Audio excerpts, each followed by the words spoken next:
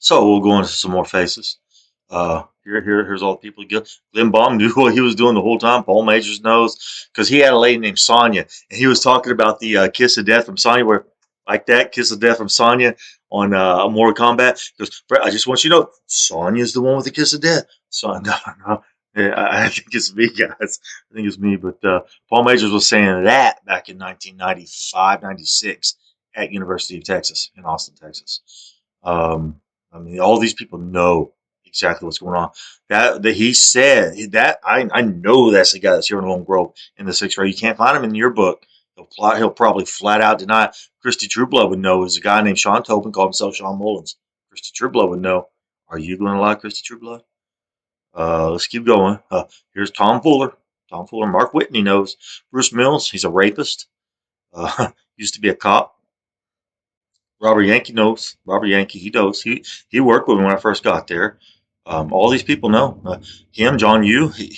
He said, I wanted to bring you to my company so they wouldn't hypnotize. No, they were going to come into his company and do it too. They had it all set up and planned out. Fred Musgrove, he went off to be some city worker over in Fort Worth, thinking he did right. Fred, you're not supposed to sacrifice anybody.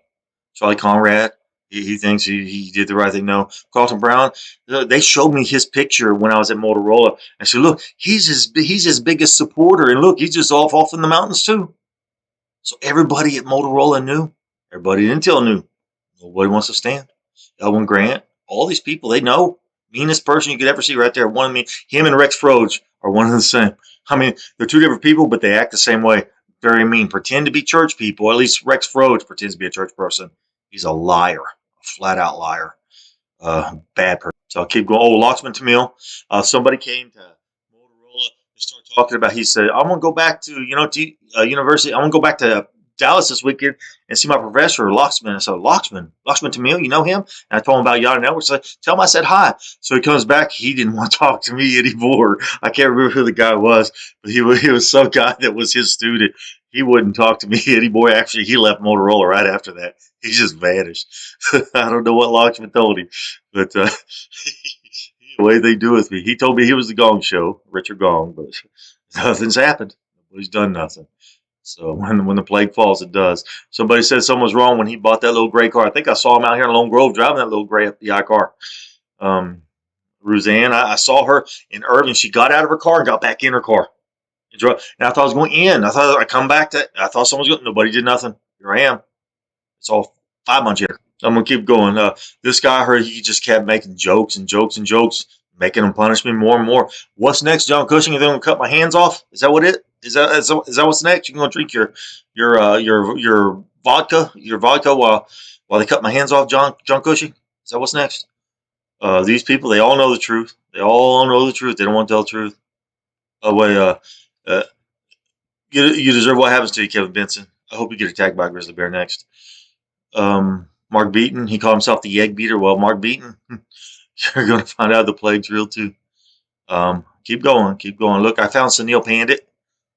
He's off in California somewhere, living it up, living it up. He used to be a mean person, very mean. He knew people were torturing me, and I brought him in to listen to it, and all of a sudden everybody's real nice. He said, "What'd you bring me in here for this?" I said, "Because he's being mean to me." He didn't care. He knew it. Everybody knows. No one cares. Here's Robert Alexander. Now, here's a crazy story. Here's a crazy story. You got to listen because this is real. This is real as it gets. Um, First, Bill Bartol comes to me one day and he says, "Hey, man, you want to go to a baby shower for a Chinese lady?" I said, do I know her? He said, well, I said, "Does she work here?" She said, no, it's just some Chinese lady. Come on, everybody's going. I said, "Why would I go to a baby shower for someone I don't know?" He goes, "What's at the post office? Everyone's going." I said, "No, I don't want to go. I don't know this lady. If it's not someone I know, then I don't want to go." So okay, so he went, and Todd Watley he came up one day and started talking to me. He goes, "Hey man, did you go to the baby shower?" I said, "No." He goes, "Todd Watley said I knew not to go. I knew not to go." I said, "Well, what do you mean?" He just kind of went off, went on his way. It's kind of like he knew something was going on. He said everybody was going. That means Rob Alexander went too. So I'm going to continue 1 second. So Bill Bartol comes in. He walks in. And his eyes are blackened, just blackened. I said, "Oh man, what happened to you?" I mean, it's not funny, but I mean, He is, but it's not. But what happened to you, man? It looks like in a car wreck or something. Because, well, I was told I have to tell you this, so I'm going to tell you this. I don't know how to do it. He kept talking. He finally spits it out. He goes, well, we went to the baby shower and they take us into the shower. And I mean, they told us what was going to really happen. And we all just kind of, I guess we didn't believe it or whatever. And we walk in and there's a naked pregnant Chinese lady passed out on the floor. And he said he had to say it a specific way. He was told to say it a specific way. I can't remember exactly how he said it, but he said, I was told I have to tell you a specific, say it exactly like this. It was like that. I have to say exactly like this. Bill William Bill Bartol from Austin, Texas, who was at Motorola, Intel. He said he was my boss. He said he had to tell me just like this. He said we went in and we saw a naked Chinese lady passed out on the floor, and we were all supposed to have sex with her. That's what he said, Bill Bartol. I said, what? I was looking, you gotta be crazy, right?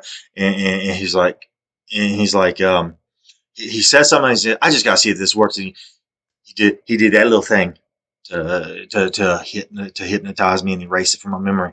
But I remember it all now. I remember it all now. It's just every one of these faces is going to flat out deny nobody wants to go to prison for what they did.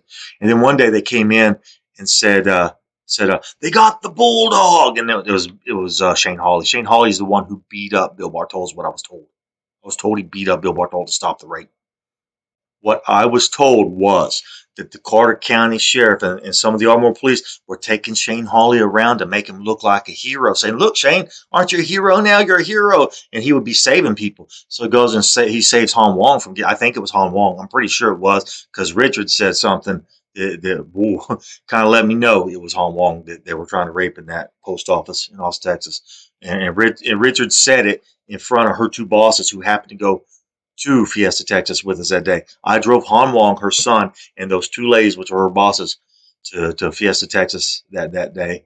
And Richard says something like, man, this chicken's hot. So she said, I think he means it's spicy. He goes, no, it's like a flamethrower.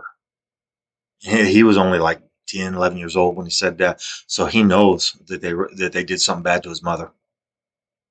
What can you do when everybody's a liar? The video is pretty long, so I'm going to but before I end it, I'm going to show you the rest of the faces that are more important than your firstborn. Hey, there's that Bill Bartol I was telling you about. Billy. Hey, Bill. Or me.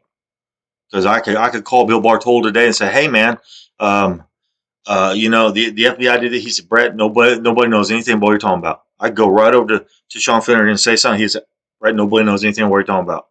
I could walk up to anybody in Ardmore, Oklahoma, Dallas. They'll just look at me sad, and people will laugh in my face trying to intimidate me and taunt me. Like yesterday, I started doing like this in the mirror because the guy was going to hit me from behind, and I said I kept doing that. Stop, like that. So he started doing this too, trying to intimidate me and taunt me, because it's always the one who initiates it is not the one who gets caught. It's always the one who strikes out that gets caught. That's what they learned in football, and that's why they made the penalty for taunting.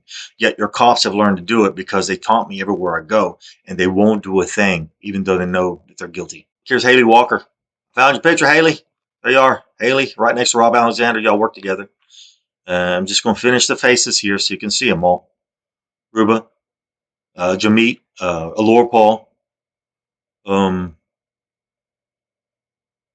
I do not like any of these people. None of them. Bunch of liars.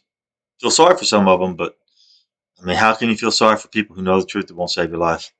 When you're screaming out, help me, and they're saying, we don't know nothing. And then they're cheering for the cops to kill me. So anyway, those are the faces that are more important than your firstborn of an entire nation around the entire world. Not just white, African American, Hispanic, Asian, German, whoever you are who lives in America, your firstborn of your nation around the world. Around the world. Even if they're in Russia, they're going to drop dead just like every American around the world all at one time. Have a good day, guys. Enjoy. I have one last note about Robert Alexander and Intel Corporation. When I decided it's time to quit working for these guys and make them tell the truth, because Phil Fan kept saying stuff like, I can hire a private investor. No, they were just going to lie. I know that because I was here in 2019 to 2021 You guys still haven't told the truth. So Till Pham was just going to lie. He's just going to lie and say, well, she's dead. So anyway, Robert Alexander comes in one day, and it's 7 in the. They would do stuff when there's no cameras around, so they couldn't get caught. That's exactly what they do. They do it when nobody's around, so they would not get caught.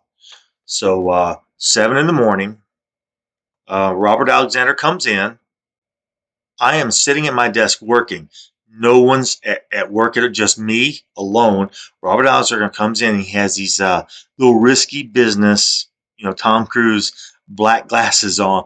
Walks by, and I saw him. I was like, man, I didn't say anything. I just kind of looked down and continued working. But I mean, it makes your heart sink when you know somebody you've trusted all these years is walking by pretending to be an FBI agent. So he walks all the way by me. He goes into the cubicle area. Then he comes back, turns and looks at me. He's standing at the end. I mean, he went all the way, disappeared. Then he came back, stopped, pulled his glasses down, looked at me, pulled them back up, turned around, walked away. That next week, he retired. Never saw him again. That is what they want, is just to disappear and let it go away. It can't happen like that.